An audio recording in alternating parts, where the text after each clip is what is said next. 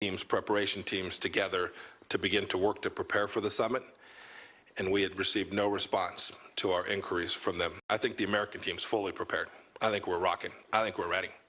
I think we're prepared for this meeting. I think President Trump's prepared for this meeting.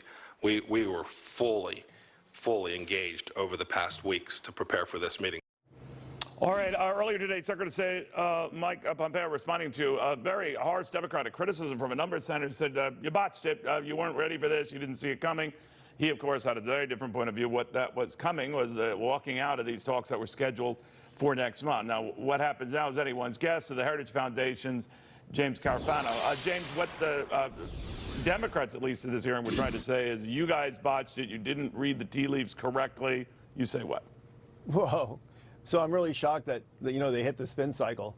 I mean, I think the flat answer is Trump is an unconventional president. When people said to them and said, look, we don't think Kim is honestly interested in serious denuclearization talks, the president's response, as it was on Afghanistan, as it was on the embassy in Jerusalem, as it was in a whole other issue, says, you know what?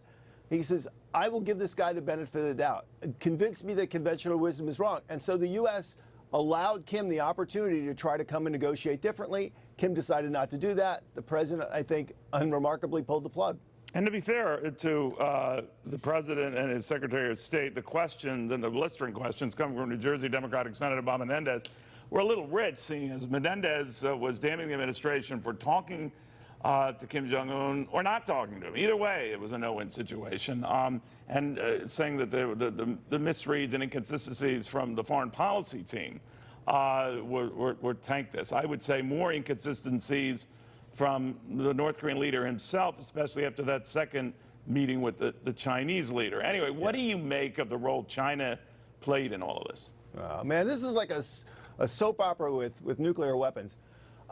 I like that. Look, that's actually very good. A soap opera nuclear. You know, that has now become my insight. Congratulations. I think, look, and let me back up. So there's two things. First of all, you can't say that we're just winging it, making it up. The president has been dealing with this issue since day one. He has been working on this issue for 18 months. So it's very, very difficult to say that they haven't been deliberate and haven't thought about this. So that's just a phony criticism, and they're not prepared. Just put that aside. And the other thing is the maximum pressure strategy was brilliant. Nuclear deterrence, missile defense, sanctioning, and conventional deterrence, because it works regardless of what North Korea does, right? We can protect our interests regardless of what North Korea does.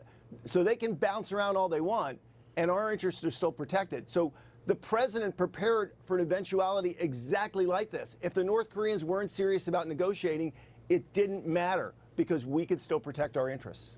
You know, I still think, James, that the Chinese are behind everything here. And I could be very, very wrong, but that's what I'm going with. And I think the Chinese now might not have expected that the president would pull the plug, assuming that they didn't. And that's a big leap. Maybe they're playing a couple of moves ahead. Yeah. What do you think they tell North Korea now? Oops.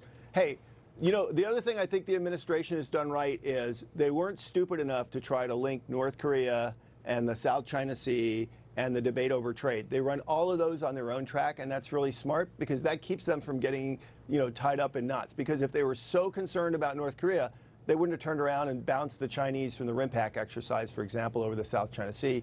They wouldn't be tough negotiating economically. So, you know, look, at the end of the day, the Chinese don't want North Korea to go away, but they don't want the problem to get bigger.